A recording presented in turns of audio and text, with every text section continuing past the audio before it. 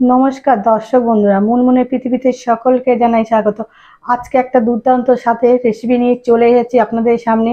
আজকে রেসিপি পনির ভেজিটেবল করব। প্রথম থেকে শেষ অবধি দেখার অনুরোধ থাকলো।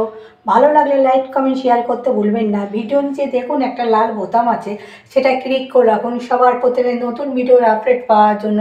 বন্ধুদের বলছি আমার পাশে থাকুন, সাপোর্ট করুন। চলুন তাহলে রেসিপিটা শুরু করা যাক।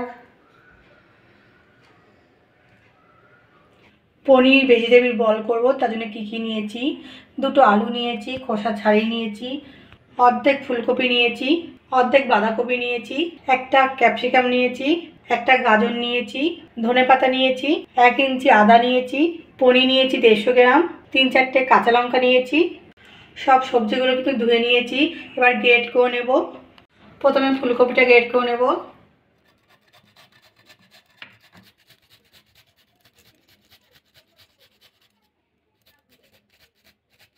ফুলকপিটা গ্রেট করা হয়ে গেছে। ফুলকপি যে শক্ত ডাঁটিটা থাকে সেটা ফেলে দেব। একটা বাটিতে ফুলকপি গ্রেট করাটা রেখে দেব। এবার বাঁধাকপিটা গ্রেট করে নেব।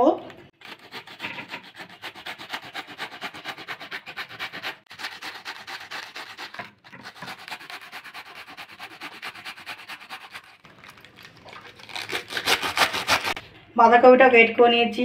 বাঁধাকপির যে শক্ত অংশটা আছে সেটা ফেলে দেবো, ডাঁটিটা। এবার গাজরটা গ্রেট করে নেব। আপনারা কিন্তু সবজি কিন্তু কম বেশি করে দিতে পারেন।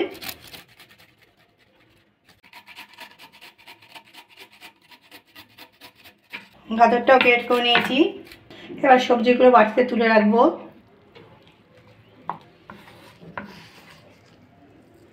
আলুটা গ্রেট করে নেব।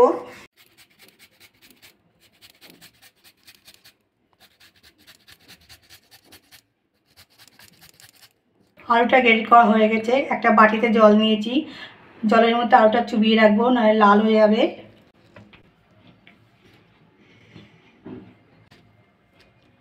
এবার পনিরটা পিস করে নেব।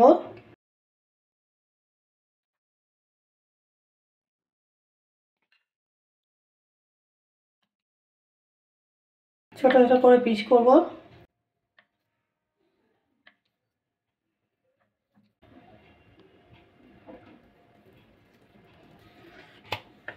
পনিরগুলো দেখুন ছোট ছোট করে পিস করে নিয়েছি। এবার লঙ্কাগুলো কুচিয়ে নেব। ঝালটা কিন্তু আপনারা বুঝে দেবেন। এবার ধনেপাতাটা কুচিয়ে নেব।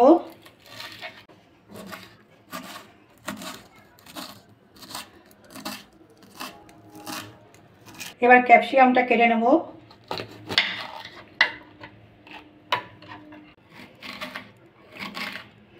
যতটা পারবো কুচিয়ে নেব।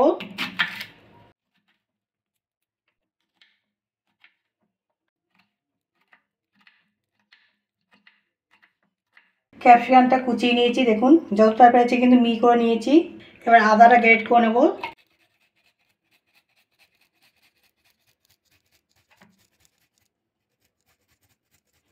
আলুটার জল ফেলে 2-3 বার কিন্তু আলুটা ভালো করে চটকিয়ে ধুয়ে নিয়েছি। ফুলকপি, বাঁধাকপি, গাজর এর মধ্যে আলুটা দিয়ে দেব।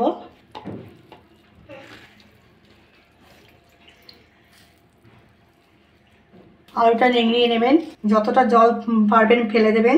এর মধ্যে দেবো লবণ, সামান্য লবণ দিয়ে দিলাম। কেন বাঁধাকপিতে একটু জল আছে, ফুলকপিতে জল আছে, আলুতেও কিন্তু জল আছে। লবণ মাখিয়ে রাখলে কিন্তু আর জল, যে এক্সট্রা জলটা বেরিয়ে যাবে।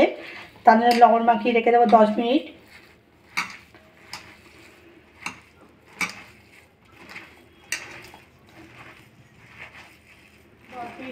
দশ মিনিট হয়ে গেছে। এবার নিংড়িয়ে নেব।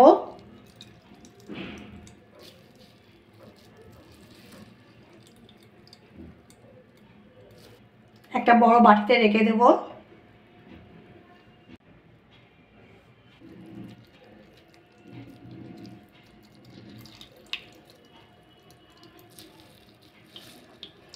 যতটা পারবো কিন্তু জলটা ফেলে দেওয়ার চেষ্টা করব।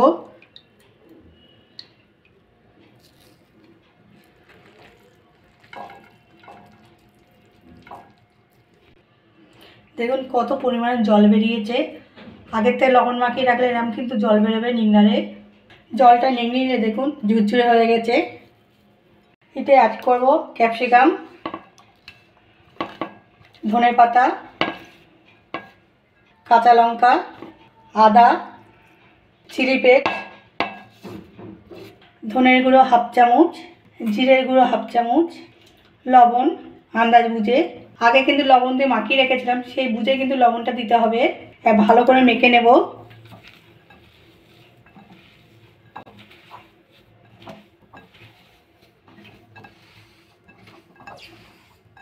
ভালো করে মিশিয়ে নিলাম। এবার অ্যাড করব কর্নফ্লাওয়ার 4 চামচ,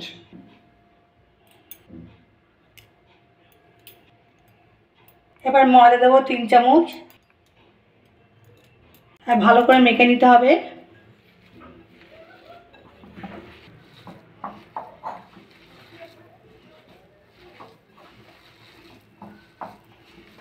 লাগলে কিন্তু আর একটু ময়দা দেবো।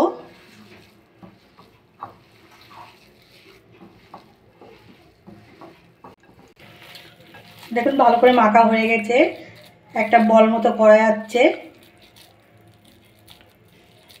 পরে এতে আমি যোগ করেছি 2 চামচ ময়দা আর 2 চামচ কর্নফ্লাওয়ার।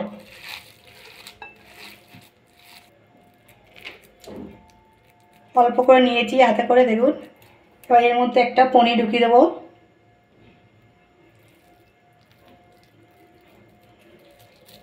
দিয়ে হাত দিয়ে কিন্তু গোল করলে কিন্তু হয়ে যাচ্ছে।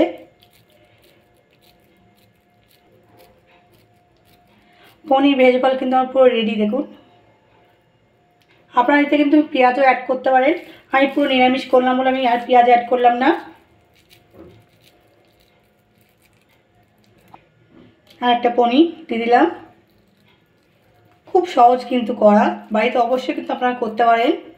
করে খেয়ে কিন্তু আমাকে কমেন্ট করে জানাবেন কেমন লাগলো। শীতকালের সবজি দিয়ে কিন্তু একবার বাড়িতে অবশ্যই কিন্তু ভেজ পনির বল করে খেয়ে দেখুন। এর সাথে কিন্তু গরম গরম চা হেভি লাগবে কিন্তু। আর একটা করে নিলাম বল। আমি বাকি বলগুলো এইভাবেই করে নেব। আপনারা কিন্তু ছোটো বড় করে নিতে পারেন। আপনারা মনে করেন না পনির দেবো না, এমনি করবো, এমনিও কিন্তু করতে পারেন। এমনি করলেও কিন্তু খেতে ভালো লাগবে। পনির ভেজ বল করে সব রেডি হয়ে গেছে। ওইদিকে একটা গ্যাসে কড়া বসিয়ে সাদা তেল গরম করতে দিয়েছি। তেলটা গরম হয়ে গেছে, পনির ভেজ বল করে ভাজা করে নেব।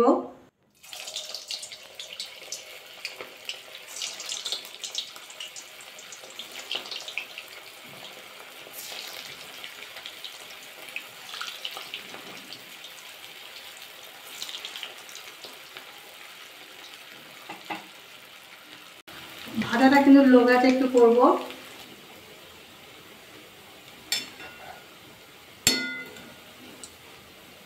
উপর থেকে তেল দিয়ে দিলাম। এবার উল্টিয়ে দেব।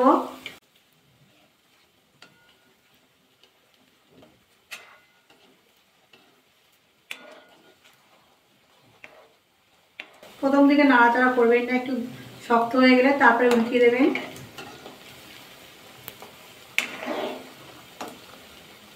ভালো করে কিন্তু উল্টে পাল্টে কিন্তু ভাজা করে নেবো লাল লাল করে। উল্টে পাল্টে কিন্তু লাল লাল করে ভাজা করে নিয়েছি। এবার তুলে নেব।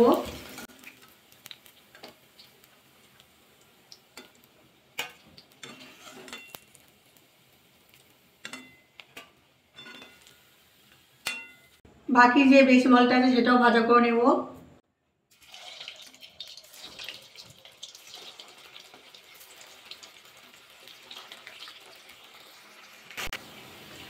এইগুলো উল্টে পাল্টে ভাজা করে নিয়েছি, এইগুলো তুলে নেব।